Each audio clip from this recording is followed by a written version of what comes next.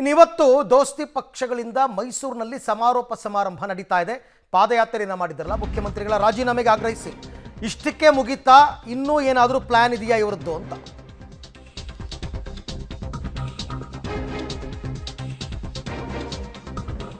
ಮೂಡಾ ಹಗರಣದ ಇಂಚಿಂಚು ಅಕ್ರಮವನ್ನು ಇವತ್ತು ತೆರೆದಿಡ್ತಾರೆ ಮೈತ್ರಿ ನಾಯಕರು. ಇವತ್ತೇ ಪಾದಯಾತ್ರೆಯ ಕ್ಲೈಮ್ಯಾಕ್ಸ್. ಸಿಎಂ ವಿರುದ್ಧ ದೋಸ್ತಿಗಳ ಚಾರ್ಜ್ ಶೀಟ್ ಏನು ಹಾಗಾದರೆ? ರಾಷ್ಟ್ರಮಟ್ಟದಲ್ಲಿ ಮೂಡಾವಾರ್ಗೆ ವಾರ್ನಿಂಗ್ ಪಾಸ್ ಮಾಡ್ತಾರಾ? ಅಂದರೆ ರಾಷ್ಟ್ರಪತಿಗಳ ಅಂಗಳಕ್ಕೂ ಮೂಡಾ ದೂರನ್ನು ಒಯ್ತಾರ ಈ ದೋಸ್ತಿಗಳು?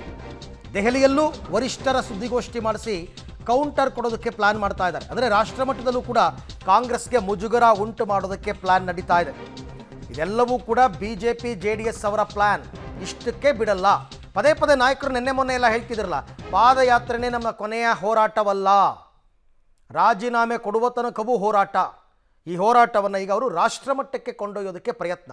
ರಾಷ್ಟ್ರಮಟ್ಟದ ನಾಯಕರಿಂದ ಪ್ರೆಸ್ ಮೀಟ್ ಮಾಡಿಸಿ, ಕಾಂಗ್ರೆಸ್ಗೆ ರಾಷ್ಟ್ರಮಟ್ಟದಲ್ಲಿ ಮುಜುಗರ ಉಂಟು ಮಾಡಿಸಿ, ಆಮೇಲೆ ರಾಷ್ಟ್ರಪತಿಗಳ ಬಳಿಗೆ ಹೋಗಿ ರಾಷ್ಟ್ರಪತಿಗಳಿಗೆ ಕಂಪ್ಲೇಂಟ್ ಕೊಟ್ಟು ಇದೆಲ್ಲವನ್ನು ಮಾಡುವಂತಹ ತಯಾರಿಯನ್ನು ಮಾಡಿಕೊಂಡಿದ್ದಾರೆ. ಅದನ್ನೇ ಅವ್ರು ಹೇಳ್ತಾ ಇದ್ದಿದ್ದು, ನಮ್ಮ ಹೋರಾಟ ಇಷ್ಟಕ್ಕೆ ನಿಲ್ಲಲ್ಲ. ಮೂಡಾ ಹಗರಣ ಇದು ಹಗರಣನೇ ಅಲ್ಲ, 100 ಸುಳ್ಳು ಹೇಳಿ ಸತ್ಯ ಮಾಡಕ್ ಹೊರಟಿದ್ದಾರೆ. ಸರಿಯಪ್ಪ, ಬಿಜೆಪಿ ಅವ್ರಿಗೆ ನಮ್ಗೇನೋ ಬುದ್ಧಿ ಇಲ್ಲ, ನೀವ್ಯಾಕೆ ದಾರಿ ಯುದ್ಧಕ್ಕೂ ಬಾಬಾ ಬಡ್ಬೇಡ ಮುಂದೆ ಹೋಗ್ತಾನೆ ಇದ್ದೀರಲ್ಲ. ನಾವೆಲ್ಲ ಬೀದಿಗಿಳಿದು ಹೋರಾಟ ಮಾಡಿದಕ್ಕೋಸ್ಕರ ಈ ಅರ್ಶನಾ ಕುಂಕುಮದ್ದು 14 ಸೈಟು ಹಗರಣ ಆಗಿದೆ ಅಂತ ಸಿದ್ದರಾಮಯ್ಯನವರು ನಾನು ಕ್ಲೀನ್ ಅಂತಾರೆ. ನಿಮ್ಮನ್ ಕ್ಲೀನ್ ಅಂತ ಯಾರು ಹೇಳ್ಬೇಕ್ರಿ? ಜನ ಹೇಳ್ಬೇಕು ಕ್ಲೀನ್ ಅಂತ.